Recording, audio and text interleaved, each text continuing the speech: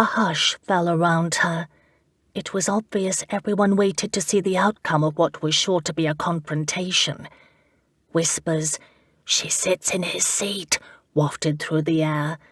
Thomas had tried to convince Brithwin not to sit in her father's chair, the Lord's chair. He had warned her she should not put Royce to a test of wills. Her betrothed's long legs took him quickly toward the dais, his fists clenched and jaw muscles bunching. Her pulse betrayed her, rapid at the collar of her dress. She swallowed. She should have listened to Thomas. Royce stopped directly in front of Brithwin and looked her up and down.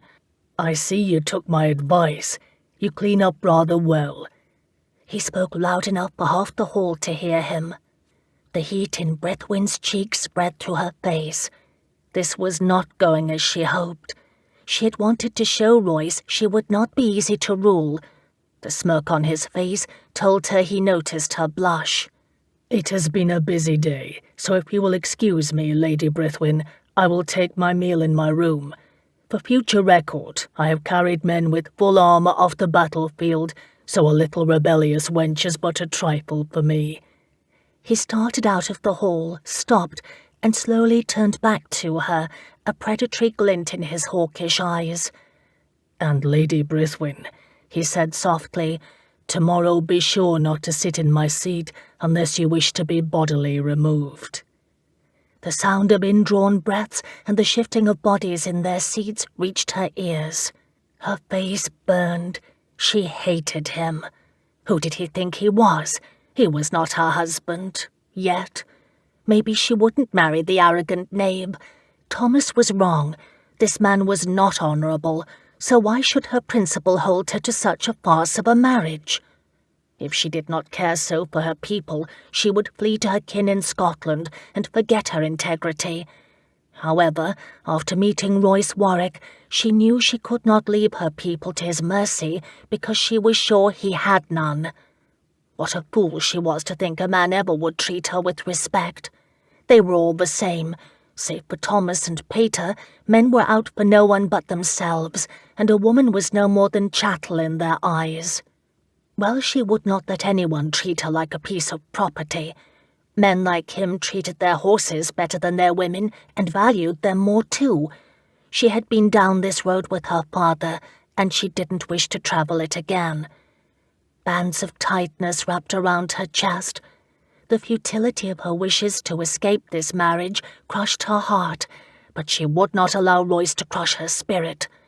She drew in a deep breath and pushed her shoulders back. She would stay strong. Still fuming when she left the great hall, she stomped to her chambers. Her body ached from the tension she'd held in all day, and she looked forward to the bath she had ordered in her room. It would relax her tight muscles, ease her nerves, and give her some much-needed peace and quiet to think. She reached the top of the stairs and turned the corner. Approaching the door of her room, she heard the sloshing of water. Elspeth, her lady's maid, now prepared her bath, and the water would be lovely and hot. Brithwin stepped into her room. "I won't need any assistance tonight, Els." Her words stopped dead on her tongue. All she could do was blink and clutch the door. "Ah, Lady Brithwin," Royce's smooth voice carried across the room. "My thanks for sending up the bath." She bid her feet move, but they wouldn't obey. He tilted back his head and smirked down his nose at her. "Would you close the door? I feel a chill." The nerve of the man! He'd already taken over her room, and in her bath. Brithwin's eyes dropped to the hair on his tanned chest, which glistened above the water. Her stomach fluttered, and she pressed her palm against it.